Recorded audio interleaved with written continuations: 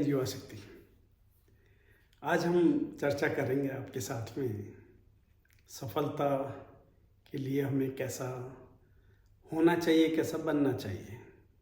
सफलता कोई एक दिन का या शॉर्टकट का रास्ता नहीं है। हमें जीवन को अच्छा बनाने के लिए, प्रगति के लिए हरदम सोचना पड़ेगा कि क्या हमारा जीवन सही दिशा में है। उसके लिए हमें निरंतर काम करने पड़ेंगे। अगर आप निरंतर काम करेंगे तो सफलता निश्चित तौर पे मिलेगी। आप जैसे कार्यालय में जाते हैं, ऑफिस जाते हैं, वापस घर आते हैं, फिर खाना खाते हैं, अपन सो जाते हैं। एक विद्यार्थी स्कूल जाता है, लंच करता है, फिर स्कूल में पढ़ता है और बाद में उसके बाद आ जाता है और आके अपना जो भी शाम का कार्य है वो कर आके सो जाता है और फिर वापस वही निरंतर यही प्रक्रिया। बड़ा हो तो इस तरह चलती है कि वो अपने काम पे जाता है और छोटा हो तो विद्यार्थी के रूप में वो अपना निरंतर वही प्रक्रिया अपनाता है। लेकिन जीवन को सुंदर बनाने के लिए ये प्रक्रिया के साथ में ये भी सोचना पड़ेगा कि मैं क्या समाज उपयोगी हूँ, क्या मैं समाज के लिए कुछ अच्छा कर रहा हूँ, क्या मैं राष्ट्र के लिए अच्छा कर रहा हूँ, क्या मेरी प्रगति हो रही है। ये निरंतर आपको सोचना पड़ेगा और उस पर कार्य करना पड़ेगा। अगर आप निरंतर ऐसा कार्य करेंगे, निरंतर इस पर सोचेंगे तो निश्चित तौर पे आपको सफलता धीरे धीरे मिलेगी। ये एक दिन का कार्य नहीं है। आज की युवा शक्ति ये शॉर्टकट अपनाना चाहती है कि मैं एक पैसे वाला बन जाऊं या मेरा बड़ा नाम बन जाए, तो ऐसा होता नहीं है। एक दिन का काम नहीं है ये। निरंतर कार्य इस पे करोगे आपका जीवन। आज हम बड़े जो भी सेलिब्रिटी को देखते हैं, वो सचिन तेंदुलकर हो, महेंद्र सिंह धोनी हो, अमिताभ बच्चन हो या हमारे आदरणीय प्रधानमंत्री मोदी जी हों, ये निरंतर इन्होंने सालों सालों कार्य किया है जब इनका नाम हुआ है और निरंतर काम किया है। जब इनकी जीवनी को हम पढ़ते हैं तो देखते हैं कि इन्होंने एक अर्थ से लेके पर्स ऊंचाइयों तक पहुंचने के लिए, फर्श से लेकर अर्थ तक पहुंचने के लिए कितना इन्होंने कार्य किया है, कैसे जीवन को समझा है, कैसे समाज को समझा है, कैसे राष्ट्र को समझा है। उसके बाद में वो आगे बढ़ पाए हैं। अगर आप खेल की दुनिया में हैं तो सचिन तेंदुलकर या महेंद्र सिंह धोनी, इनकी जीवनी पढ़ें तो आपको पता चलेगा कि कितना इन्होंने मेहनत की है और कितना फोकस किया अपने काम को। जैसे कि सचिन तेंदुलकर का एक वाक्य मैंने पढ़ा और समझा उसको।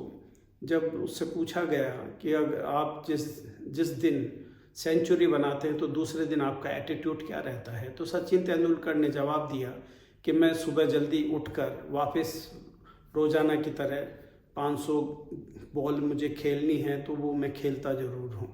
ये है सच्चाई, ये तरीका होता है आगे बढ़ने का। इसी तरह धोनी को हम देखें कि किस तरह से वो एक नीचे लेवल से उठकर इतने नाम जो कमाया है अंतर्राष्ट्रीय लेवल पे, तो वो उसका भी परिणाम उनके जीवनी को पढ़ते हैं, उनको सोचते हैं तो कंसंट्रेशन उनको, अगर हम उनके जीवनी को पढ़ते हैं तो ये पता चलता है कि वो, उनका कहना ये रहता है कि प्रोसेसिंग पे ध्यान रखें, कि आप कार्य निरंतर करते रहें, अच्छा करते रहें, प्रोसेस पे रहें तो आपको सफलता मिलेगी, जीत मिलेगी। इस तरह जीता कर हमारे राष्ट्र को इन्होंने बहुत कुछ दिया है। अमिताभ बच्चन की बात करें तो उनके इंटरव्यू हों, साक्षात्कार हों या उनकी पुस्तक पढ़ते हैं तो ये देखने को मिलता है कि वो हरदम विनम्र रहे और अपने कार्य में जो भी कार्य वो उन्होंने किया अभिनेता का, तो एक अच्छे उनको देखते हैं तो उनके एक अच्छे व्यक्तित्व भी नज़र आता है। हाँ ठीक है, सफलता काफ़ी अभिनेताओं को मिलती होगी, लेकिन जब तक आप एक अच्छे व्यक्ति नहीं बने, अच्छे संस्कार सहित आपने अपने जीवन को नहीं बिताया है, तो फिर आपकी वो सफलता भी कोई काम की नहीं है। तो आज अमिताभ बच्चन को हम देखते हैं तो उनमें, उनके व्यक्तित्व में एक अलग अट्रैक्शन है कि वो कभी प्राउड फील नहीं करते। कभी उनके चेहरे पे, कभी एक साक्षात्कार मैं सुन रहा था तो उसमें बोल रहे थे जावेद अख्तर, जो कि जावेद अख्तर ने काफ़ी ऐसी फिल्में लिखी है और उनके साथ में काम किया है। जब मैं उनके साक्षात्कार को सुन रहा था तो उन्होंने ये बात कही कि मैंने इनके साथ में काम किया, अमिताभ बच्चन के साथ में, और मैंने कभी भी नहीं देखा कि कभी जीने में या बोलने में इन्होंने अपने आप को अहंकार दिखाया हो, तो ऐसा जीवन जब जीता है कोई भी व्यक्ति, तो इन लोगों से मुझे भी सीखने को मिलता है और आपको भी सीखना चाहिए कि अगर जो व्यक्ति थोड़ा सा कुछ मिलने पर अहंकार पैदा हो जाता है, तो वो ऐसा सफलता वो काम की भी नहीं है। क्या आपके पास पैसा है तो उसको दूसरों को उससे क्या मतलब है? तो कहने का मतलब इन लोगों से अपने जीवन को युवा शक्ति बहुत सुंदर बना सकती है। ऐसे लोगों को हमें, जो भी लोग सफल हुए हैं, आज हम पूरे अपने इतिहास को देखें कि जितने भी राजा हुए या जो भी हुए या सुल्तान हुए, जो भी व्यक्ति हुए जिन्होंने राज किया हो अपने क्षेत्र पे, लेकिन अच्छा उनको याद करते हैं जिन्होंने समाज उपयोगी कोई कार्य किया हो, समाज के लिए कुछ कार्य किया हो। जैसे कि महाराणा प्रताप को याद किया जाता है और शिवाजी को याद किया जाता है। इन्होंने राष्ट्र के लिए लड़े हैं।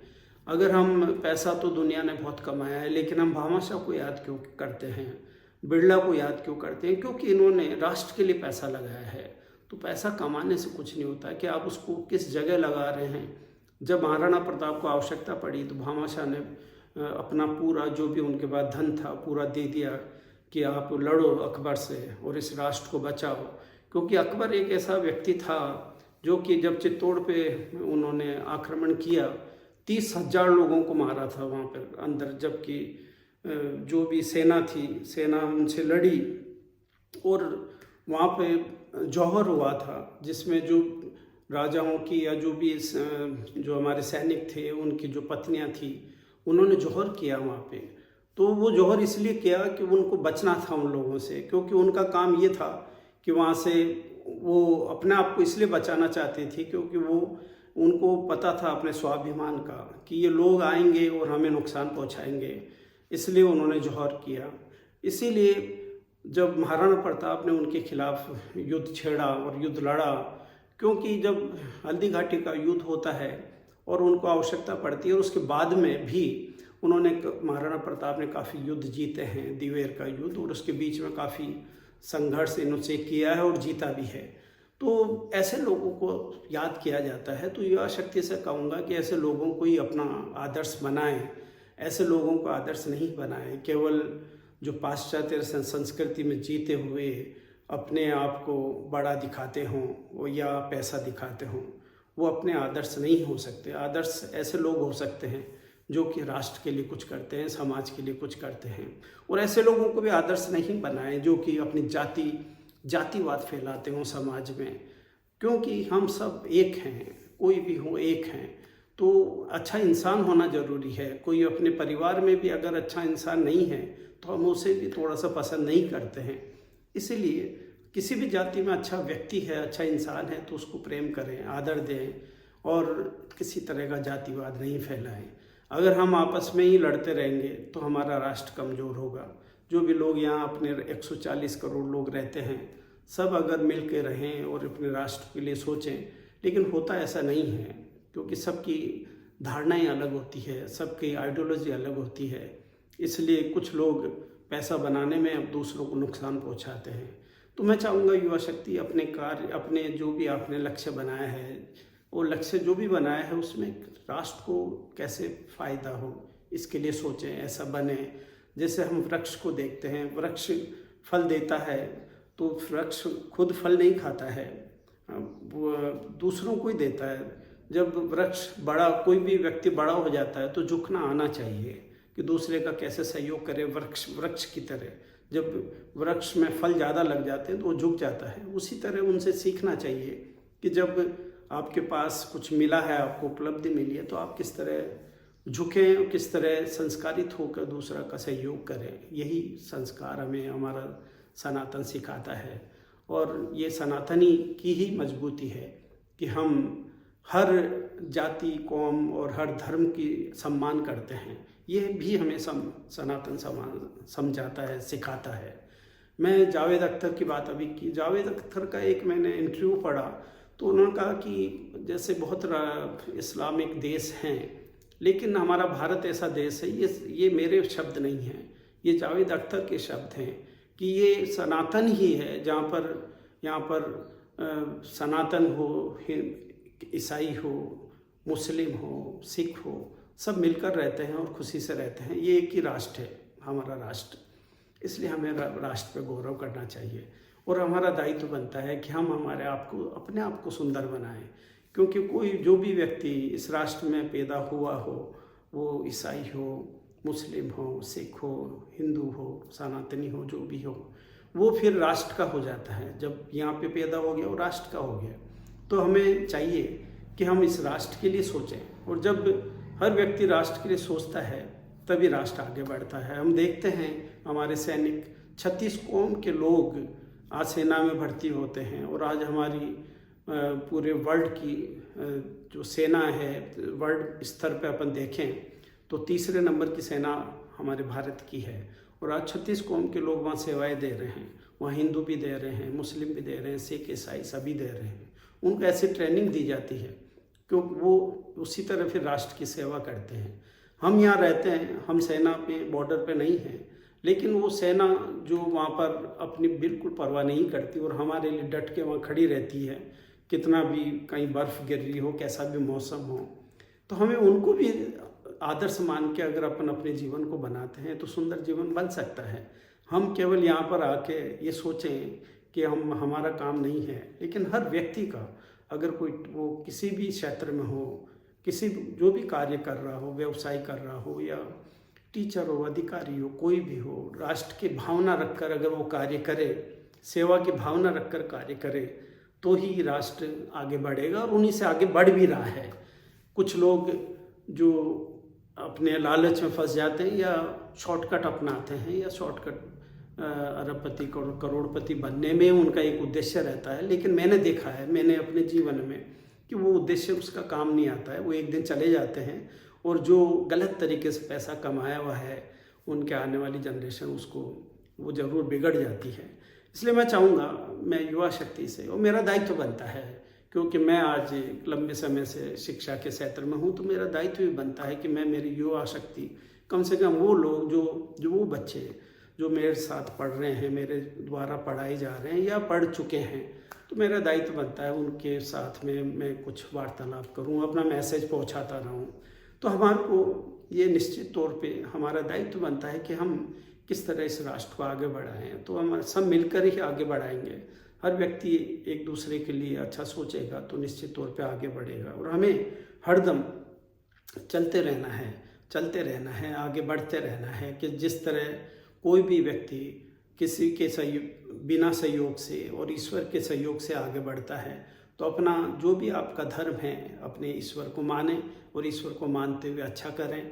तो अपन निश्चित तौर पे ईश्वर भी हमें यही सिखाते हैं, वो हिंदू हो, मुस्लिम हो, सिख हो, ईसाई हो, सभी ईश्वर ये सिखाते हैं कि सबको बराबर समझें, बराबर मानें, सबके लिए अच्छा सोचें, अच्छा करें और अपने राष्ट्र के लिए सबसे अच्छा करें।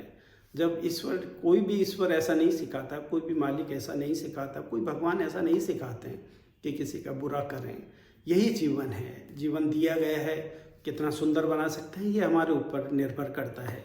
तो मैं युवा शक्ति से, मेरे साथियों से यही कहना चाहूँगा कि आप आज जैसे आज मैं एक इसी वीडियो के द्वारा मेरे अध्यापकों को भी कहूँगा कि जो कार्य अपन ने अपना रखा है, स्वयं अपनाया है, इस कार्य में 100% देने का प्रयास करें। हमारे ऊपर बहुत बड़ी जिम्मेदारी है। यहाँ पर ये टाइम पास की जगह नहीं होती है। कोई भी स्कूल में कोई भी अध्यापक काम करता हो, ये बहुत बड़ी जिम्मेदारी है। एक हम नई जनरेशन को तैयार करते हैं तो हमारा दायित्व बनता है, एक एक पल हम 7 घंटे स्कूल में देते हैं, तो एक एक पल, एक एक मिनट इन बच्चों के लिए होता है कि हम कैसे, उसके लिए हमें अपना निर्माण पहले करना होता है कि हम कितने अच्छे बन सकें, और उसके बाद में उन बच्चों को सिखाना पड़ता है।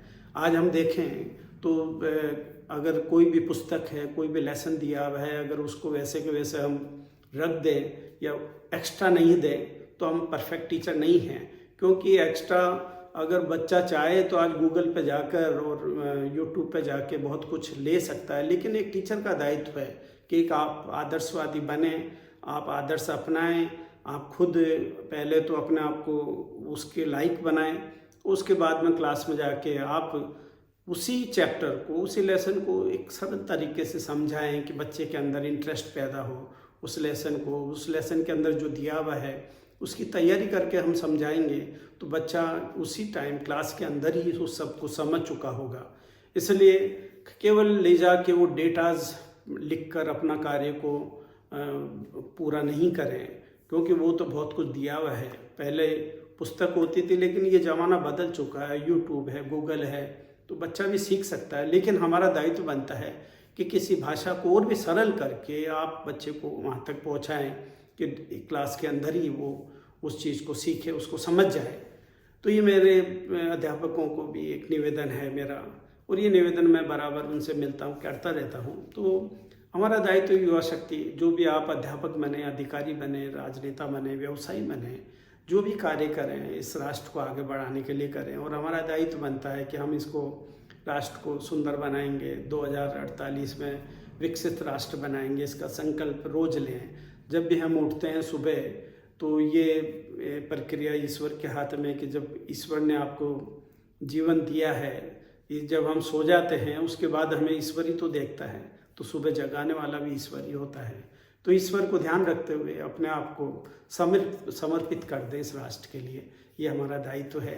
तो मैं चाहूँगा युवा शक्ति को कि आप अपने जीवन को सुंदर बनाने के लिए प्रयास करते रहें और एक अच्छा व्यक्तित्व का निर्माण करें। शिक्षा लेने का उद्देश्य व्यक्तित्व का निर्माण करना ही होता है, केवल किताबी ज्ञान नहीं, हमें विद्या लेनी है। ऐसे भी लोग देखे हैं जिन्होंने बहुत अच्छी डिग्री प्राप्त की और बाद में वो क्रिमिनल बन गए। वो वैसे शिक्षा नहीं चाहिए।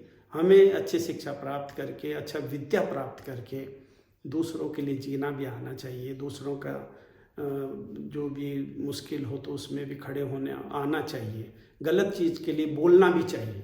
हम ये भी देखते हैं समाज के अंदर काफ़ी लोग हैं कि अगर आपका साथी, आपके समाज का व्यक्ति गलत करता है लेकिन हम चुप हो जाते हैं, तो आप उतने ही दोषी हैं जितने कि वो गलत कर रहा है, क्योंकि हम उसके खिलाफ बोल नहीं रहे हैं।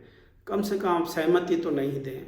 तो ये छोटी छोटी बातें हैं जो सीखनी चाहिए। और हमें अगर इस भारत को अच्छा बनाना है तो इन जाति से उठकर, सब अपने हैं, सब भाई हैं हम लोग, तो हमें इन चीज़ों से उठकर ही सोचना चाहिए। और जब भी मुझे ध्यान है, मैंने जब विद्यालय लगाया तो मैंने एक संकल्प लिया कि मैं यहाँ बैठा हूँ तो मैं कभी भी जाति के हिसाब से कोई बात ना तो करूँगा, नई कार्य में आने दूंगा।